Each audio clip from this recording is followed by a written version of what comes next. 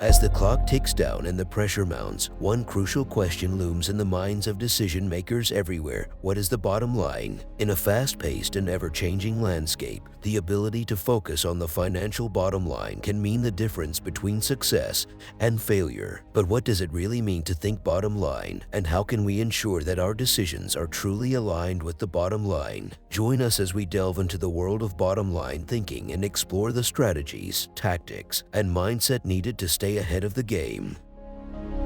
In this video, the last chapter, Rely on Bottom Line Thinking, from the best-selling book How Successful People Think by the great author, speaker, and pastor John C. Maxwell. Get ready to expand your mind, learn valuable lessons, and gain a deeper understanding of the principles that drive successful individuals. You'll not only gain knowledge, but also practical guidance to apply in your own life. So grab your imagination and join us on this enlightening journey.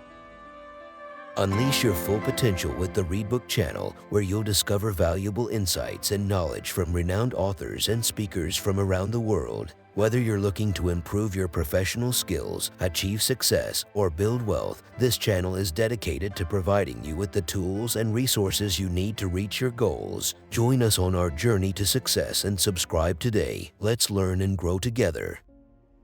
Rely on bottom line thinking. There ain't no rules around here. We're trying to accomplish something. Thomas Edison, inventor. Determining the bottom line for an organization, business, department, team, or group is a way to measure its overall performance and success. In many cases, the bottom line refers to the financial performance of the organization, specifically its profit or net income. However, it is important to note that profit should not always be the primary measure of success. Other factors, such as customer satisfaction, employee engagement, or social impact, may also be important indicators of success. For a business, the bottom line may be measured by a combination of financial performance and non-financial metrics such as customer satisfaction, employee engagement, or return on investment. For non-profit or volunteer organizations, the bottom line may be measured by the impact they have on the community they serve. This could include things like the number of people served, the satisfaction of the people they serve, or the change they've brought to their community. When determining the bottom line for your organization, it is important to consider the following questions. What are the key goals and objectives of the organization? How do these goals align with the organization's mission and values? What metrics can be used to measure the organization's performance in achieving these goals? How can these metrics be used to track progress and identify areas for improvement? How will the organization's performance be evaluated and communicated to stakeholders? In any case, the bottom line should be a way to measure how well an organization is achieving its goals and fulfilling its mission. It should be a reflection of the overall health and performance of the organization and should be regularly reviewed and evaluated to ensure that the organization is on track to achieve its long-term objectives. A nonprofit's bottom line. In 1976, Frances Hesselbein found herself questioning her role as the National Executive Director of the Girl Scouts of America. Initially, she had not anticipated taking on such a position, as she and her husband ran a small family business, Hesselbein Studios, that produced television commercials and promotional films, where she wrote the scripts and her husband directed. However, her involvement with the Girl Scouts began in the early 1950s when she was recruited as a volunteer troop leader at a church in Pennsylvania, despite not having any daughters of her own.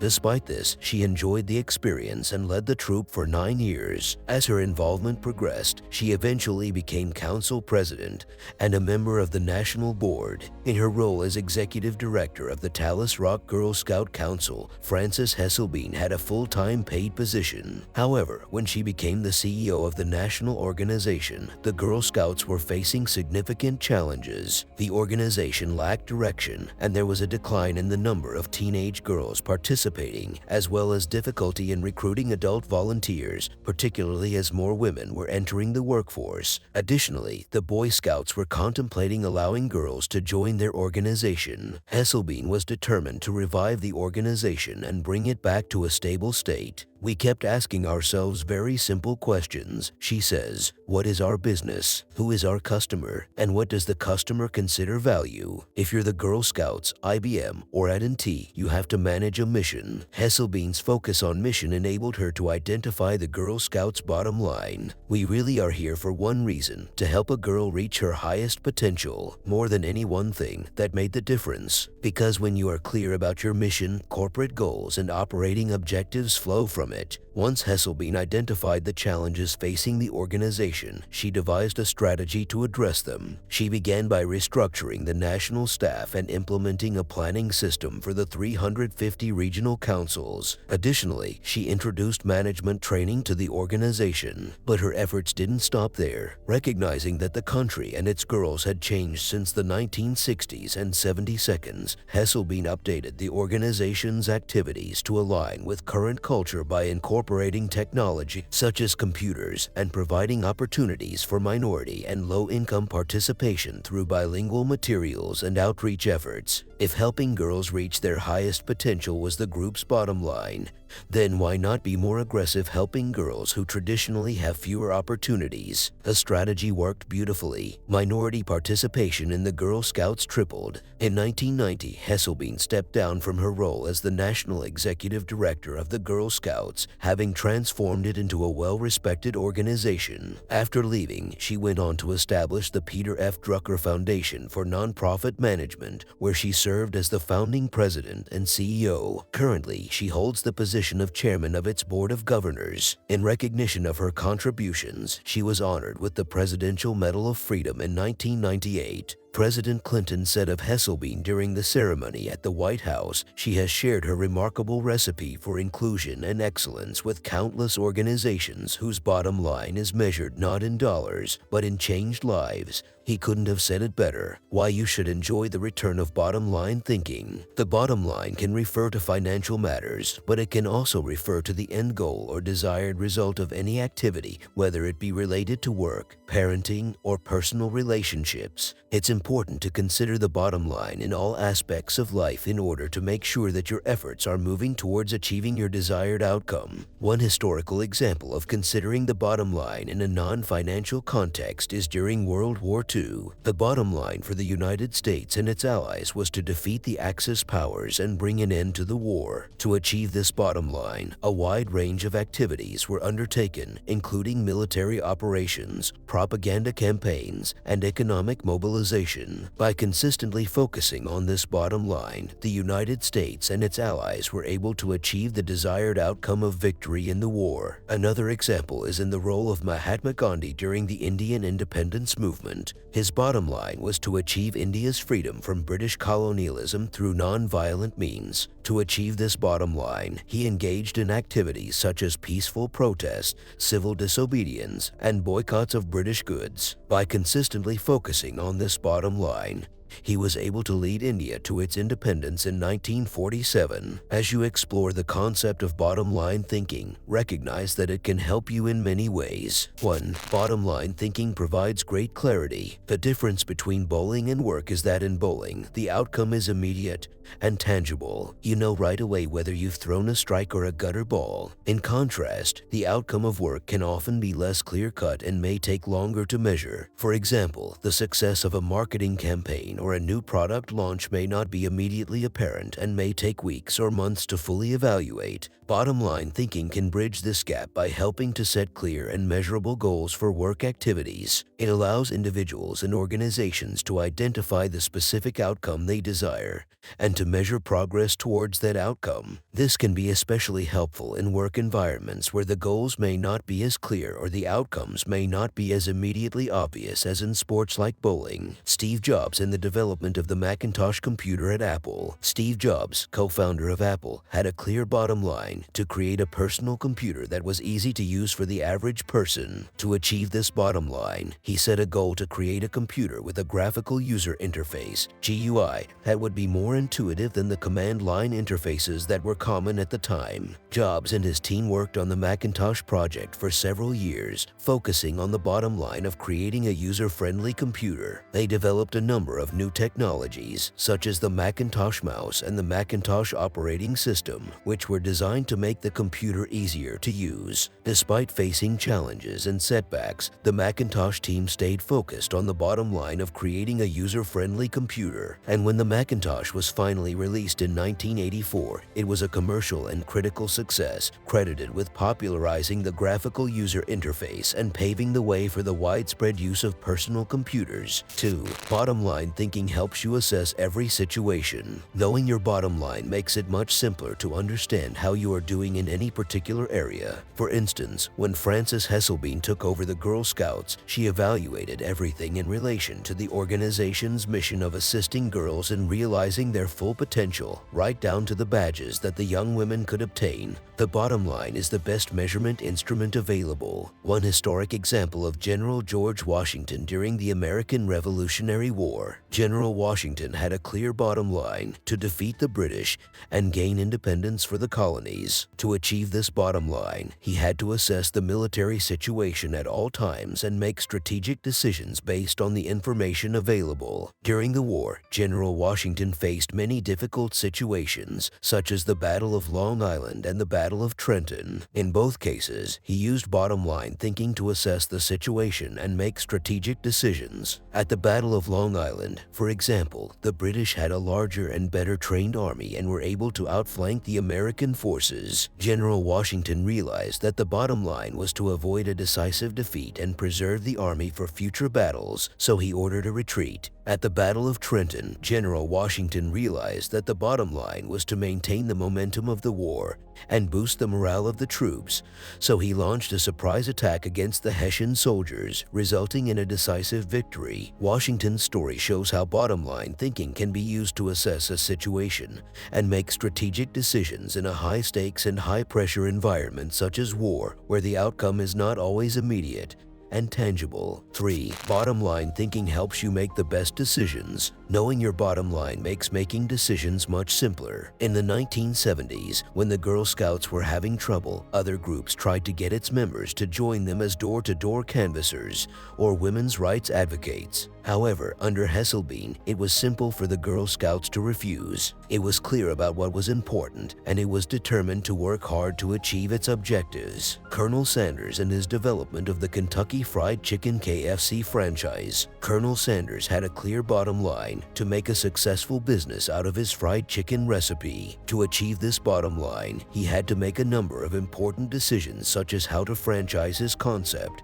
and how to expand his business. In the early days, Sanders had a hard time getting anyone to take his recipe seriously. He traveled across the United States to try to sell it to restaurant owners, but most of them were uninterested. He faced many rejections and financial struggles, but he never lost sight of his bottom line. Finally, in 1952, Sanders decided to franchise his recipe. He began to offer his recipe and his cooking method to other restaurant owners, and in return, he would receive a small percentage of the sales. This decision was based on his bottom line: to make a successful business out of his recipe, and it turned out to be a great one. Over the next few years, Colonel Sanders opened several franchises, and his business rapidly expanded. By 1964, he had over 600 franchisees. Sanders had managed to turn his recipe into a national chain, and KFC became one of the most successful fast food chains in the world. Colonel Sanders, even when facing many rejections and financial struggles, Sanders never lost sight of his bottom line, and that's how he managed to turn his recipe into a successful business. 4. Bottom line thinking generates high morale. Knowing and focusing on the bottom line can greatly increase the chances of success. When a goal is achieved, it leads to a high morale and a sense of accomplishment. This can be seen in sports teams that win championships, company divisions that meet their objectives, and volunteers who complete their mission. They all experience a sense of excitement and exhilaration when their goals are met. In order to hit your target, it is crucial to have a clear understanding of what it is. The 1980 U.S. Olympic hockey team. The bottom line for the team was to win the gold medal in the Olympic Games.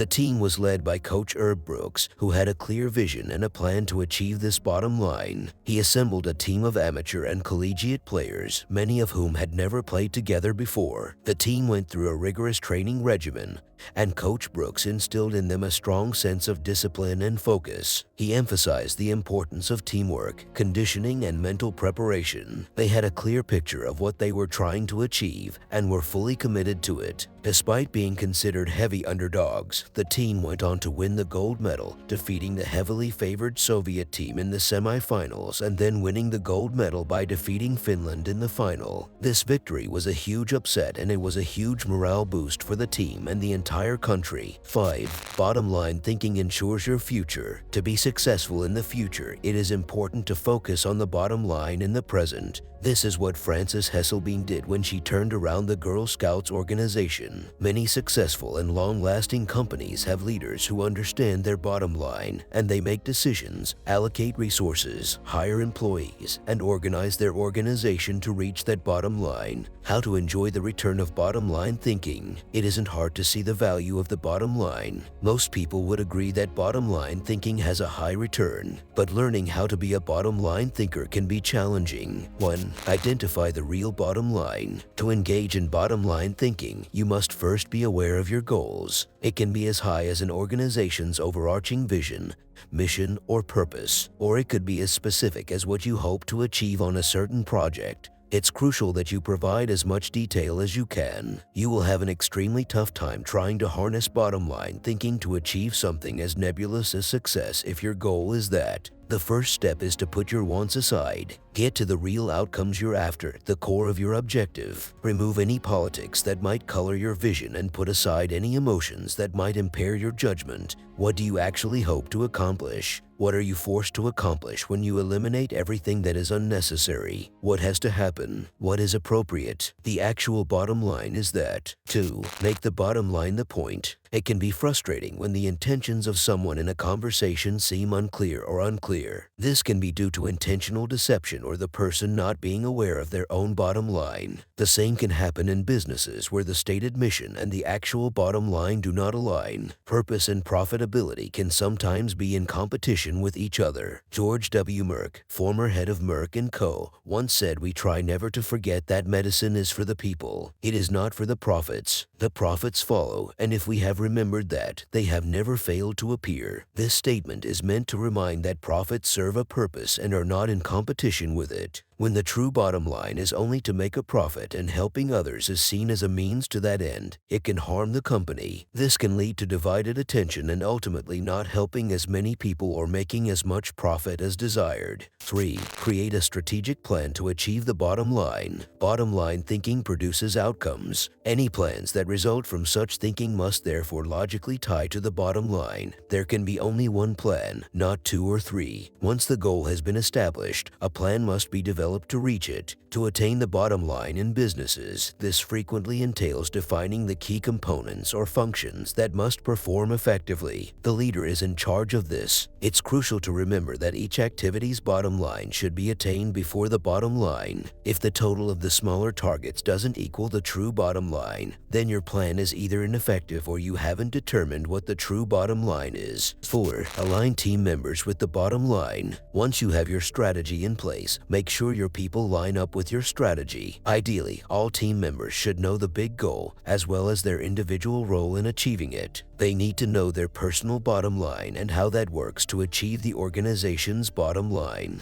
How Jack Welch, former CEO of General Electric, GE, transformed the company. When Jack Welch took over as CEO of GE in 1981, the company was in a decline. One of his first priorities was to align all of the team members with the bottom line of the company. He did this by communicating a clear and compelling vision for the company and by setting specific and measurable goals for all of the different business units.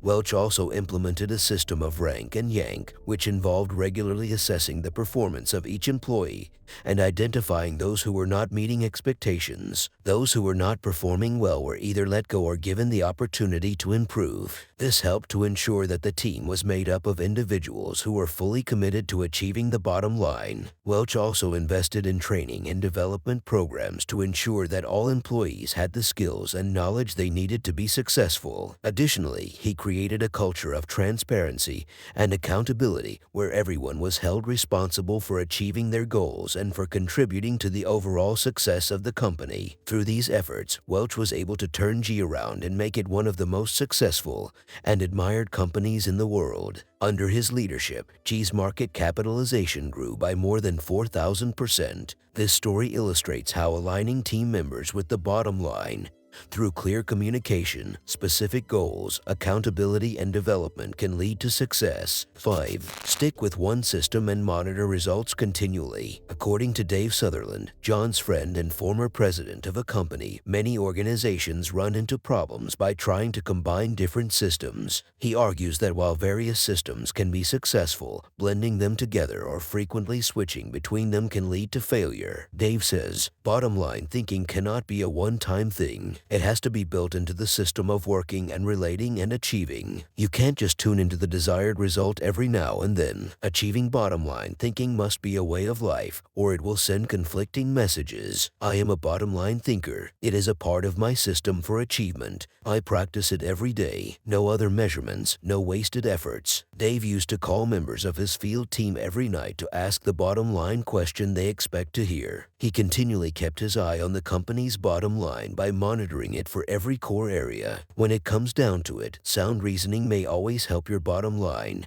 regardless of what it is. Bottom line thinking is also very profitable because it aids in converting your thoughts into actions. It can assist you in realizing the full capacity of your mind and achieving whatever you desire, unlike any other type of mental processing. One final thought. I trust you have enjoyed this book. As you move forward, I wish you success and suggest that you keep in mind, everything begins with a thought. Life consists of what a man is thinking about all day. Ralph Waldo Emerson. What we think determines who we are determines what we do. The actions of men are the best interpreters of their thoughts. John Locke. Our thoughts determine our destiny. Our destiny determines our legacy. You are today where your thoughts have brought you. You will be tomorrow where your thoughts take you. James Allen. People who go to the top think differently than others. Nothing limits achievement like small thinking. Nothing expands possibilities like unleashed thinking. William Arthur Ward. We can change the way we think. Whatever things are true, noble, just, pure, lovely, are of good report, if there is any virtue and if there is anything praiseworthy, think on these things. Paul the Apostle. Thank you for watching, and I hope you will become rich one day, and I promise to help you and give you everything you need to be able to walk the path of wealth. But be ready.